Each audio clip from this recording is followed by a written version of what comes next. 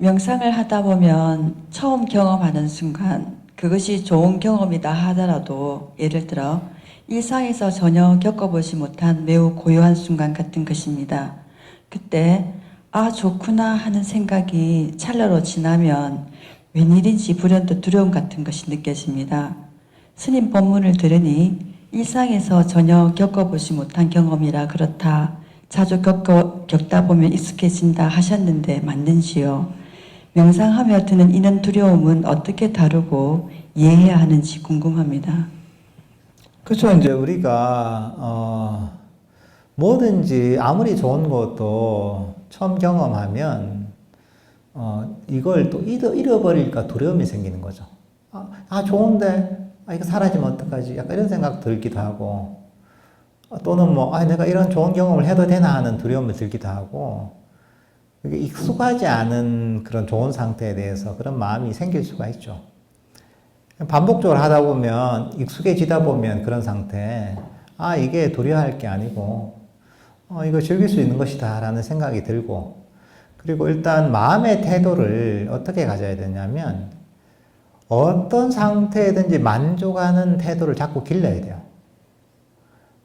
우리가 보면 뭐든지 움켜쥐려고 합니다.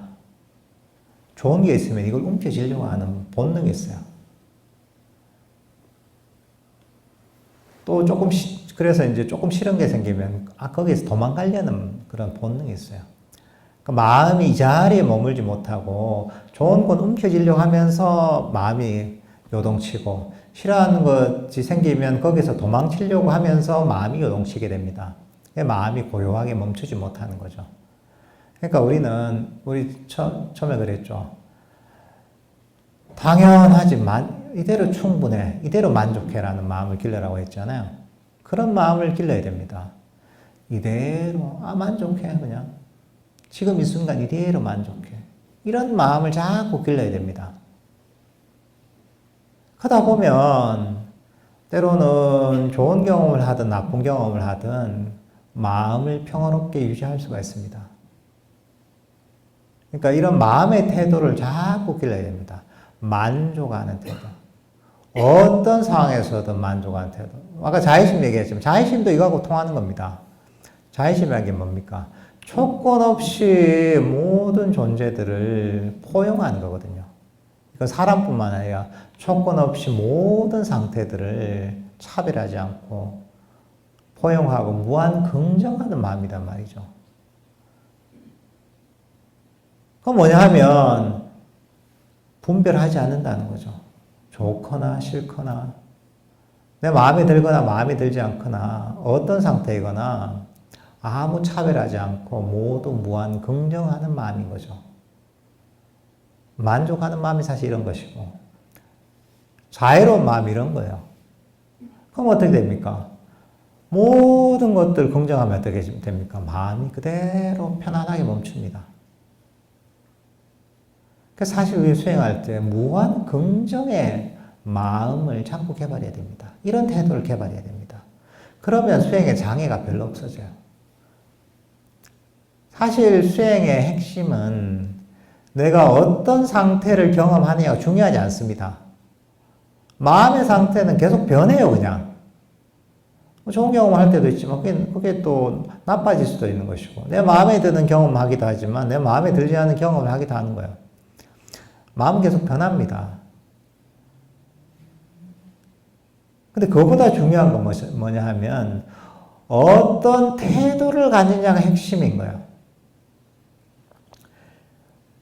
내가 지금 경험하는 것은 결과예요. 결과는 바꿀 수 없어요. 그래서 온 거예요, 이게. 좋은 것이든 나쁜 것이든. 그건 저번에 얘기했던 당연하지 하고 받아들여야 되는 거예요. 모든 결과는 당연한 거예요. 좋거나 나쁘거나 엄청난 경험을 하거나 괴로운 경험을 하거나 당연한 거예요. 왜? 인과의 작용에 의해서 지금 결과가 딱 나왔단 말이죠. 일단 당연하지 하고 받아들여야 되는 거예요. 그리고 나서 그럼 어떤 태도를 가지냐? 무한 긍정의 태도를 가져야 돼. 이대로 충분해. 왜? 이걸 무한 긍정하지 않잖아요? 불만족을 가지잖아요. 이건 뭡니까? 불만족은 악의의 장애예요. 불만족 일어나면 뭐 다른 걸 원하잖아요. 이거 말고 욕망의 장애가 생겨요. 악의와 욕망으로 반응하는 거예요. 그럼 뭐냐면 이게 괴로움의 원인이고 수행의 장애가 되는 거예요. 그러니까 이게 보면 우리 마음도 철저하게 인과법에 의해서 마음이 작동하는 겁니다. 자동차는 똑같아요. 자동차가 작동하는 원리가 있잖아요. 물세계에 작동하는 물리의 법칙이 있잖아요. 철저한 인과법이 작동하잖아요. 여러분 운동을 하나 해도 그것도 몸의 원리에 따른 인과법이 작동하는 겁니다. 수학 문제도 인과의 법칙이 그대로 적용되는 겁니다. 이 사실 인과를 알면 우리가 우주가 어떻게 작동하는지 알 수가 있습니다. 인과를 알면 이 세상이 어떻게 작동하는지 알 수가 있어요. 우리 마음도 예외가 아니라는 거예요. 부처님께서는 그 우주에 존재하는 다양한 분야의 인과법 중에 다 얘기하신 게 아니에요. 그 중에 우리한테 가르치는 게 뭐냐? 괴로움의 인과법과 괴로움의 소멸의 인과법, 행복의 인과법, 이걸 가르치신 겁니다. 이게 불교입니다. 이거 이외에 불교가 없습니다. 이게 불교의 전체예요. 불교 수행이란 이런 거예요. 불교 수행은 뭐냐? 괴로움의 소멸의 인과법이에요. 행복의 인과법을 가르친 거예요. 근데 더더하는 욕망과 불만족은 뭐냐? 괴로움의 원인이 되는 거예요. 원함을 버리고 불만족을 버리면 어떻게 되느냐? 바로 괴로움의 원인이 사라지기 때문에 우리가 행복해지는 거예요. 수행은 뭐냐?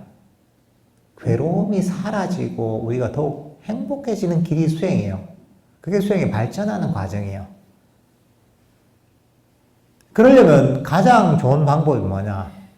가장 우리가 쉽게 이해하고 쉽게 실천할 수 있는 게 뭐냐? 복잡한 건 모르겠고, 난 모르겠고, 이대로 만족하자. 하는 거예요. 만족하면서 그냥 하는 거예요, 그냥. 난 모르겠고, 이대로 만족하자. 어떤 상황에서도 나는 아무것도 바라지 않고 이대로 만족해. 무한 긍정의 마음.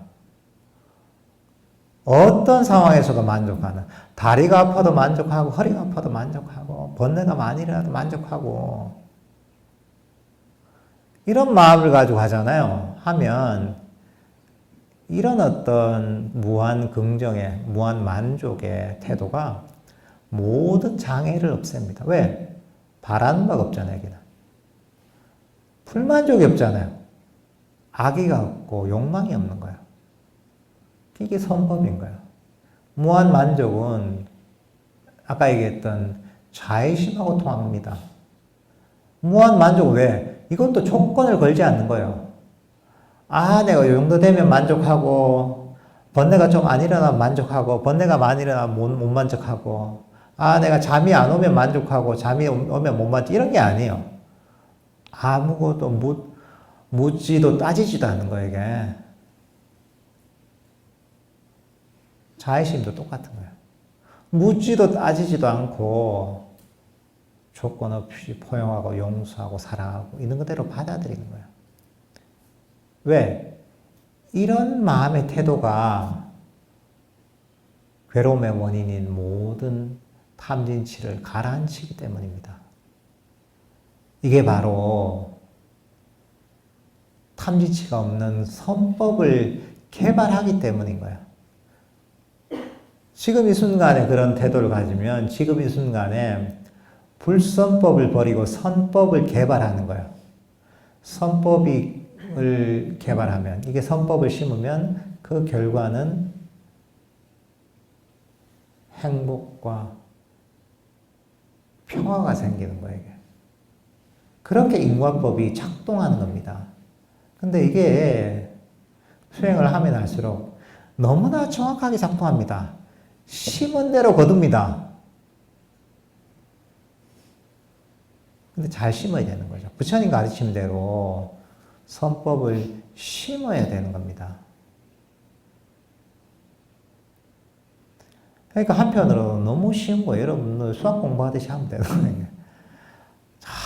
잘 이제 이 원리를 생각하면 되는 거예요. 내가 이 순간에 어떤 원리를 심나? 더 욕심을 가지고 불만을 가지면 괴로움 당첨. 이래 되는 거예요, 이게. 자의심을 익히고 만족하면서 하잖아요. 그러면 좀 지나면 그 결과는 마음의 평화, 행복으로 오는 거예요. 예외가 없습니다. 여기서 벗어나는 사람이 있다면 데리고 와보세요, 내가. 세상에 그런 사람 존재하지 않습니다.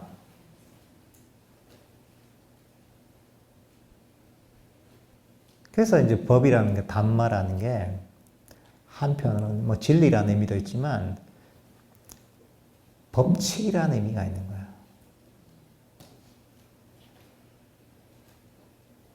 괴로움의 소멸의 법칙, 행복의 법칙이 바로 담마인 거예요. 그래서 부처님의 가르침은 보편적인 가르침입니다. 특수한 사람한테나 적용되는 가르침이 아닙니다. 물리 법칙이 어떻게 나한테는 적용되고 저 사람한테 적용 안 되냐? 그런 게 어디 있어요? 누구한테나 적용됩니다. 보편적인 거예요. 똑같습니다. 누구에게나 부처님의 이 가르침은 보편적으로 적용되는 법칙입니다. 그러니까 우리는 이 보편적으로 적용된 법칙을 배워가지고 그 법칙대로 실천하면 되는 거예요. 얼마나 좋아요. 나이가 많든 적든 남자든 여자든 관계가 없어요. 내가 뭐 IQ가 내가 150이 됐든, 나 옛날에 초등학교 테스트 해보니까 100이 안 나오던데 내가 95밖에 안 되는데 내가 하겠나? 관계가 없어요. 이게 무슨 뭐 머리가 좋아야 합니까? 사실 불교를 오해한 사람들은 불교를 공부하려면 머리도 좋아야 되고 막 이해력도 좋아야 되고 생각한단 말이죠. 전혀 아닙니다. 뭐 불교 철학도 많이 알아야 되고 뭐 빨리어도 알아야 되고 한자도 알아야 되고 생각하잖아요. 그건 불교의 본질하고 아무 관계도 없습니다. 그냥 마음의 번뇌를 버리면 되는 거예요. 장애를 버리면 되는 거예요. 이렇게 수행하면서 수행법을 배워서 무한 만족하는 이런 태도로 수행하면 되는 거예요. 자애심을 가지고 수행하면 되는 거예요, 이게. 그렇게 반복적으로 하면 되는 겁니다. 그러면 누구나 효과가 있습니다. 네.